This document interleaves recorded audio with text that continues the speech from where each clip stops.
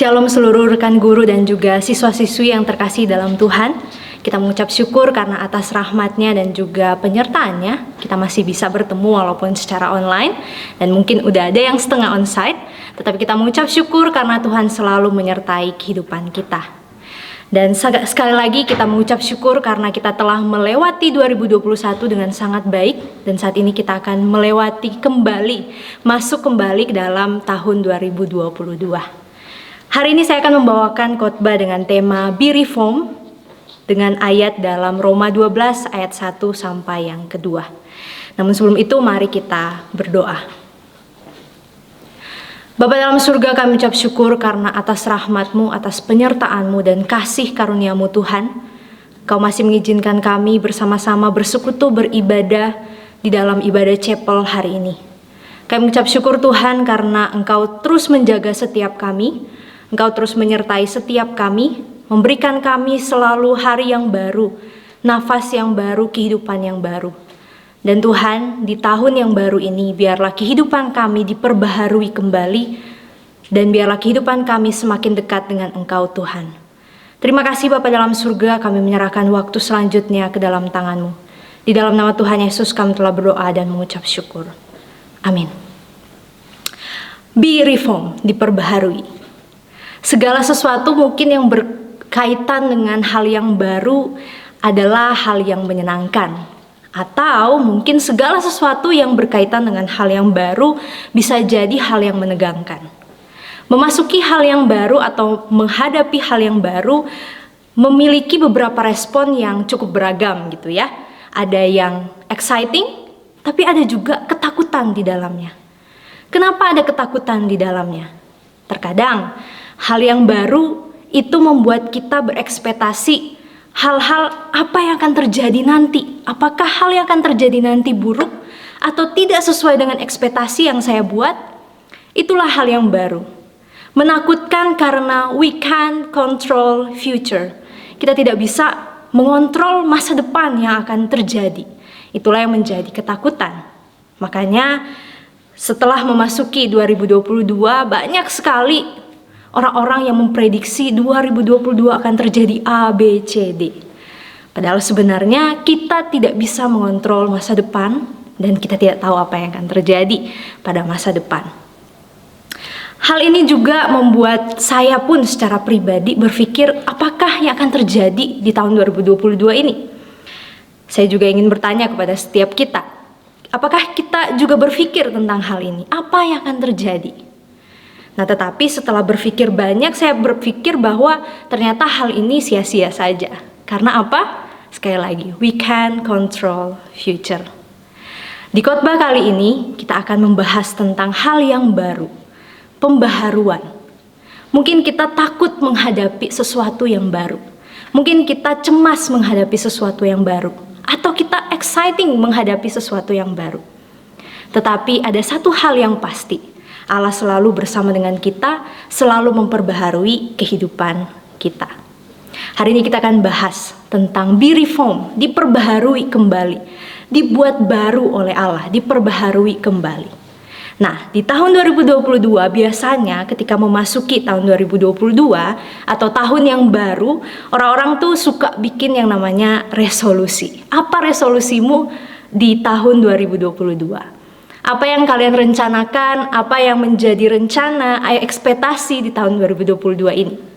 Ada yang mungkin tahun 2022 saya mau diet atau saya mau mengubah pola hidup saya dari yang awalnya mungkin tidak sehat menjadi sehat. Atau tahun 2022 saya mau nilai saya naik atau nilai saya lebih baik daripada tahun yang lalu.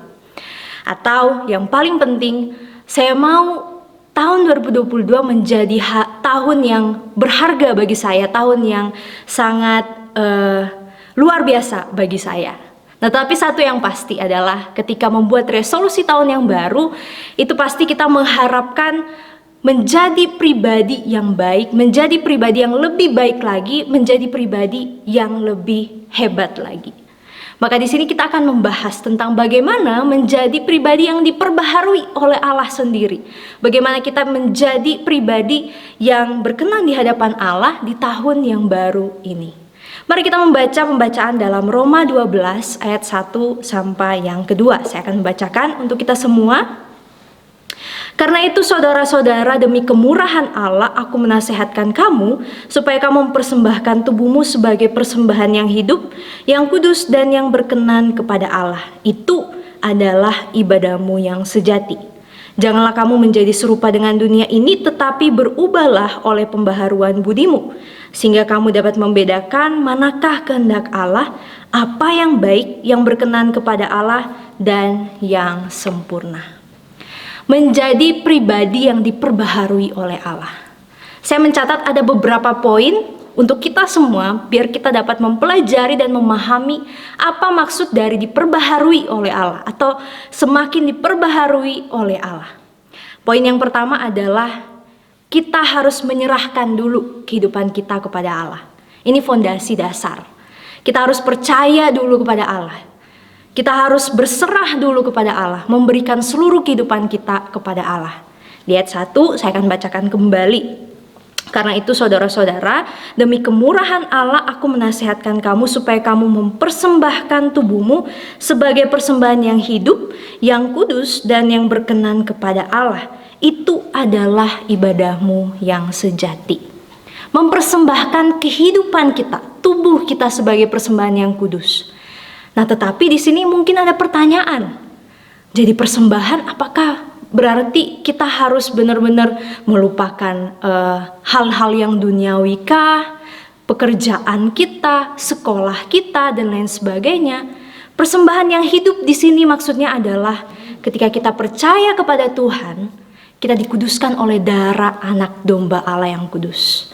Makanya di sini dibilang bahwa persembahkanlah tubuhmu sebagai persembahan yang hidup, yang kudus. Nah, sebagai manusia yang berdosa, kita telah belajar bagaimana manusia jatuh dalam dosa. Bahkan kebaikan manusia itu seperti kain kotor. Bagaimana bisa menjadi kudus? Bagaimana bisa menjadi suci yang berkenan kepada Allah itu bagaimana? Kematian Kristus, pengorbanan Kristus menjadi kunci kekudusan di dalam kehidupan orang Kristen, orang yang percaya. Kita sebagai orang yang percaya. Makanya itu dasar atau fondasi yang utama kita mempersembahkan hidup kita adalah kita berserah kepada Tuhan. Percaya bahwa Tuhan telah memberkati kita, menebus kita dari segala dosa. Dan itulah kita menjadi fondasi kita bahwa Kristus adalah juru selamat kita satu-satunya. Dialah yang menguduskan tubuh kita, dialah yang menguduskan kehidupan kita, agar tubuh kita menjadi persembahan yang hidup, yang kudus, dan yang berkenan di hadapan Allah. Itulah fondasi utama. Bagaimana kita sebagai orang yang percaya menyerahkan seluruh kehidupan kita. Tuhan telah menebus kita, Tuhan telah menyertai kita, menyucikan kita, dan inilah respon kita. Bukan ketika kita mau pelayanan, mau berbuat baik untuk mencapai kekudusan, bukan. Tetapi karena Allah telah menguduskan kita, maka inilah respon kita. Kita mempersembahkan hidup kita menjadi pribadi yang lebih baik untuk dibentuk sama Tuhan. Nah, ini fondasi yang pertama, poin yang pertama, menyerahkan kehidupan kita sebagai persembahan yang kudus, persembahan yang berkenan kepada Allah. Lalu selanjutnya apa? Setelah kita mempersembahkan diri kita, kita telah percaya kepada Tuhan, lahir baru, ada satu hal yang cukup mungkin susah untuk kita lakukan, yaitu evaluasi diri, menyadari, dan menerima diri. Terkadang di dalam kehidupan kita, saya tidak tahu apa yang kita pikirkan, tapi terkadang orang itu cenderung susah untuk mengakui bahwa diri kita ini tuh lemah sebagai manusia. Diri kita ini berdosa dan juga terbatas sebagai manusia. Ingin menjadi manusia yang dalam tanda kutip super. Apalagi ketika kalau misalnya kita seorang fans Marvel, kita suka membayangkan bahwa kita akan menjadi seorang yang superpower gitu ya. Karena saya pun seperti itu. Saya senang sekali membayangkan kalau saya punya superpower gitu ya. Apa yang akan terjadi kalau saya tuh punya kekuatan super gitu ya. Tidak terbatas, tidak bercelah, sempurna dan lain sebagainya. Karena ternyata itu hanya menutupi kekurangan saya. Nah, bagaimana dengan kita?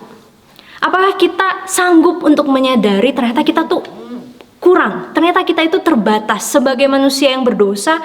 Mau tidak mau kita harus terima kita itu terbatas. Kita itu tidak bisa melakukan segala sesuatu.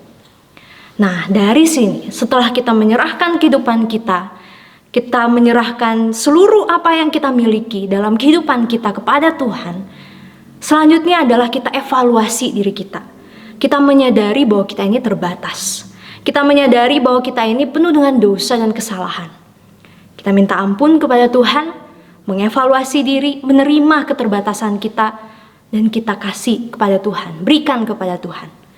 Karena Allah menerima kita apa adanya. Allah menerima kekurangan kita, Allah menerima apa yang kita mau berikan kepada Tuhan. Agar kita mau dengan tulus menyadari dan juga memberikan kelemahan kita kepada Tuhan. Lalu setelah kita memberikan kelemahan kita, kalau hanya berhenti di situ, terkadang orang tuh jadi ya udah aja. Kan saya lemah, saya sudah terima, saya ini lemah, saya ini terbatas. Saya punya kekurangan A, B, C, D, selesai. Kalau cuma sampai di situ, banyak sekali orang-orang yang akhirnya jatuh. Atau dalam tanda kutip, bahasa kerennya itu play victim gitu ya. Malah jadi self pity. Kalau hanya berhenti di situ, malah jadi aduh udahlah saya nggak mau kerjain A, B, C, D. Kan saya memang terbatas. Saya akan disuruh menyadari nih, evaluasi diri saya terbatas. Oke, saya menyadari dan saya terima. Dan tidak mau, ya udah selesai sampai di situ. Tapi di sini, di dalam Roma 1 dan 2 ini, ternyata nggak sampai di situ. Ada yang namanya repair. Jadi reform ya, diperbaharui. Kalau dalam bahasa Inggris, lihat terjemahannya, ada turunan katanya dan ada kata yang menarik, repair, diperbaiki. Ketika menerima kekurangan, ketika menerima keterbatasan, ternyata kita juga butuh hati yang lapang untuk diperbaiki oleh Tuhan. Itulah arti dari pembaharuan. Poin yang selanjutnya. Diperbaiki, mau dengan hati yang tulus diperbaiki. Ini mulai level up ya, mulai susah. Kenapa? Karena terkadang manusia ketika menerima kritik itu cukup susah gitu ya. Menerima kata tidak, menerima kata ini salah dan lain sebagainya, itu cukup susah. Hatinya bergejolak, hatinya merasa sakit hati dan lain sebagainya. Tetapi di sini kita mau level up, kita mau beyond. Ketika kita menerima diri kita terbatas, maka kita menerima untuk dikoreksi. Kita menerima untuk diperbaiki kembali. Dan harus ingat, diperbaiki kembali itu based on firman Tuhan. Based on perkataan yang Tuhan sampaikan kepada kita lewat ya Alkitab yang sekarang kita pegang. Repair. Allah tidak membiarkan kita, Allah menerima kita tapi Dia tidak membiarkan kita. Ketika kita memberikan semua kelemahan kita, kita memberikan semua keterbatasan kita, Allah terima. Tetapi Allah tidak membiarkan kita. Bukan berarti ketika ada repair dalamnya, seakan-akan, oh katanya Tuhan menerima kita apa adanya. Benar, Allah menerima kita apa adanya. Tetapi Dia tidak mau kita seadanya. Dia mau repair, memperbaiki kehidupan kita. Dan maka dari itu, reform, diperbaharui kembali. Setelah kita diperbaiki, setelah kita menerima perbaikan dari Tuhan berdasarkan firman Tuhan, maka yang menjadi outputnya, kita bisa improve, kita bisa makin upgrade, next level, menjadi yang lebih baik lagi, improve, diperbaharui kembali, makin diperbaharui, makin naik level, makin dikoreksi, kita makin naik level. Dan hal itulah yang menjadi goals-nya kita. Biarlah ini menjadi goals kita di tahun 2022. Saya akan bacakan Roma 12 ayat 2 yang bagian B. Tetapi berubahlah oleh pembaharuan budimu sehingga kamu dapat membedakan manakah kehendak Allah, apa yang baik, yang berkenan kepada Allah dan yang sempurna. Improve. Outputnya adalah kita dapat membedakan. Semakin tahu mana kehendak Allah, Apa yang baik? Apa yang baik menurut kehendak Allah? Dan biarlah ini bisa menjadi resolusi kita di tahun 2022. Yang pertama, kita menyerahkan dulu kehidupan kita, kita menyerahkan seluruh kehidupan kita. Lalu yang kedua, kita mau evaluasi diri kita. Kita lihat pada waktu dahulu kita mungkin merasa kita kurang, ada banyak hal yang salah, ada banyak hal yang keputusan-keputusan atau decision yang kita buat salah. Kita evaluasi diri kita, menyadari hal itu, kita terima bahwa kita ternyata penuh dengan kekurangan, kita butuh perbaikan. Poin yang ketiga, repair. Lapang hati, lapang dada untuk menerima perbaikan dari Allah lewat firman-Nya. Lalu yang terakhir, kita bisa improve diri kita, bisa upgrade diri kita. Kita menjadi pribadi yang lebih baik, diperbaharui terus-menerus oleh Allah. Dan hal ini bisa kita ulang terus-menerus dalam kehidupan kita. Sampai kapan? Sampai seumur hidup. Selama kita masih bernafas, selama kita masih hidup, Allah masih memberikan kita kesempatan untuk upgrade, diperbaharui, menjadi baru setiap hari, setiap saat, setiap musim kehidupan kita. Be reformed, tidaklah mudah, tapi datanglah kepada Allah. Dialah yang akan memperbaharui kehidupan kita, dialah yang akan menyucikan kehidupan kita, dan dia akan memperbaharui seluruh kehidupan kita. Asal kita datang dengan hati yang tulus, hati yang mau diperbaharui. Amin.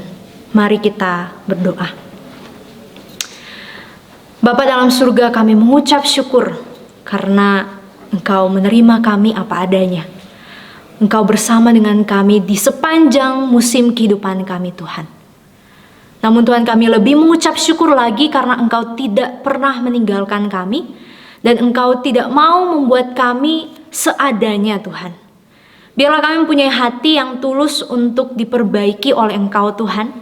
Di tahun yang baru, biarlah resolusi kami di tahun 2022 ini adalah diperbaharui semakin serupa dengan Engkau, Tuhan. Diperbaharui dengan hati yang tulus datang kepadamu, dan diperbaharui agar kami menjadi pribadi yang lebih baik lagi. Terima kasih Bapa dalam surga, biarlah kami terus berpegang kepadamu di dalam musim kehidupan kami, Tuhan. Terima kasih Bapa dalam surga, inilah setiap doa dan permohonan kami, dan inilah setiap ucapan syukur kami, Tuhan. Hanya di dalam nama Tuhan Yesus kami telah berdoa dan mengucap syukur.